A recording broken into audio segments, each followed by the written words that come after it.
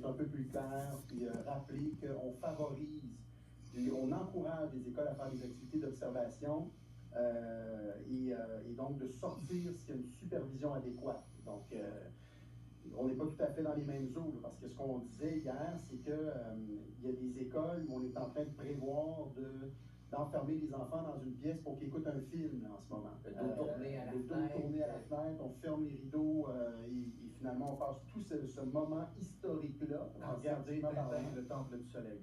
C'est ça. Ouais, lire la BD. Et donc, ouais, c'est ce que je disais ce matin, là, ça c'est dans la presse, là, qu'il y a certaines écoles qui ont décidé que les élèves regarderaient un film dans le gymnase pendant la durée prévue de l'éclipse. C'est épouvantable. C'est un moment qui arrive. La dernière fois que c'est arrivé ici, on parle de décennies, voire même de centaines d'années. Ça, c'est une fois dans une vie si on est chanceux. Ah, si on est chanceux. Et, oui, mais le temps d'écran. Oui, ben là, c'est ça. On veut s'embarquer là-dedans aussi. Tant qu'à mélanger les concepts. Exact.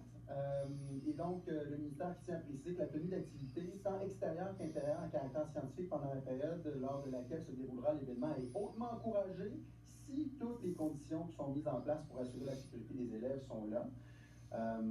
Et donc, on a voulu quand même un peu rectifier le tir hier. Je trouvais ça intéressant parce qu'il y avait quelque chose d'un peu triste. Il y a des écoles qui changeaient d'avis, qui voulaient avoir ce genre d'activité-là, qui voulaient utiliser le moment pour parler de ce que ça veut dire, une éclipse, pour parler de science, puis finalement disaient avec les conseils du ministère, finalement on va transformer ça en journée pédagogique parce qu'il y avait une crainte d'être poursuivi à la limite si un élève se blesse. C'est de gérer toute la gang d'élèves, là, c'est ça. Là, oui, mais c'est parce que ce que disait Camille Turcotte hier, c'est qu'il y avait un message un peu alarmiste aussi dans tout ça, là, qui donnait un peu l'impression que si on lève les yeux vers le ciel pendant l'éclipse, on vient aveugle. On va être consumé sur place. C'est ça.